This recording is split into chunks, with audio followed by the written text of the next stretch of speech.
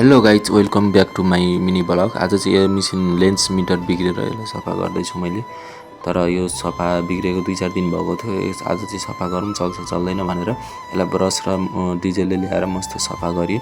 सफा गरेपछि तार खोल्दै निकाल्दै थोरै यो चाहिँ फेरि डिस्प्लेको तार हो। डिस्प्लेको तार चाहिँ अलिकति राम्रोसँग सफा गर्नुपर्ने हुन्छ। त्यसपछि यसलाई मैले मस्तसँगले तारसार निकालेर सबै ब्रसले हानेर मस्त सफा गरेँ। त्यसपछि मलाई अर्को तार खोलेर यसलाई पनि मैले मजाले सफा गरेँ। त्यसपछि आयो अब यसको पालो। यसको चाहिँ यो के रहेछ भनेर यस्तो हेरेको तर केही रहेन रहेछ, यसको काम लाग्ने कुरो रहेन रहेछ। त्यसपछि फेरि म आफ्नो काममा निरन्तर लाग्न थालेँ।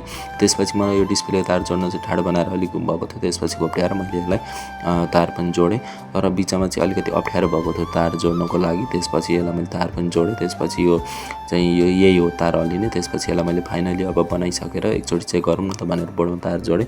तार जोडिसकेपछि हेरेको ठिक छ, ल ठिक भयो। त्यसपछि अनि अलिकति ह्याप्पी भयो। त्यसपछि फेरि 2-4 चोटि चेक गरेँ, हुन्छ हुँदैन भने त्यसपछि फेरि हुन्छ हुँदैन भने अन अफ गर्दै गरेँ। त्यसपछि यसलाई मैले अब फेरि त्यो बकेटको तार जोडेर त्यसपछि बकेट पनि सफा गरेर बकेटमा त्यसपछि तार जोडेँ।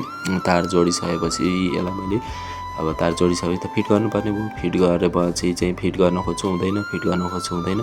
त्यसपछि फेरि यताबाट मिलाउँछु हुँदैन, उताबाट मिलाउँछु हुँदैन। त्यसपछि अन्तिममा आएर मिलिसकेपछि फेरि अब नट हाल्न चाहिँ अलिक गाह्रो भयो। यसलाई सिधा पारेर नट चाहिँ हाल्न आँटेँ तर अलिकति अप्ठ्यारो भइरहेको थियो।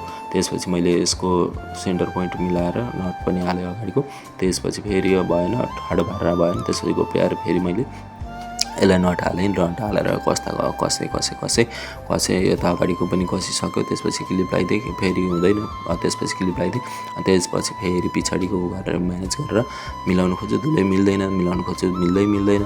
त्यसपछि यसलाई नटमा गरेर सर्ट घुमाइदिइसकेपछि त्यसपछि यसलाई मैले फेरि चेक गर्न आँटेँ। चेक गरिसकेपछि अब चाहिँ भएछ भनेर ओके भएर त्यसपछि यसलाई मैले इन्स्टल गरेँ। फाइनली भइसकेपछि यसलाई मैले अब भित्र लगेर जोड दिनुपर्ने हुन्छ। भित्र लगेपछि त्यसलाई जोडेर हेरौँ अब के कस्तो आउँछ। त्यसपछि भित्र लगेपछि जोडिदिएर फेरि यो मिल्दैन, तार मिल्दैन। अनि त्यसलाई तारमा भित्र हालेर फेरि अनि प्लगमा जोडेँ। प्लगमा जोडिसकेपछि त्यसपछि अनि चेक गरेँ, 2-4 चोटि चेक गरेँ भयो।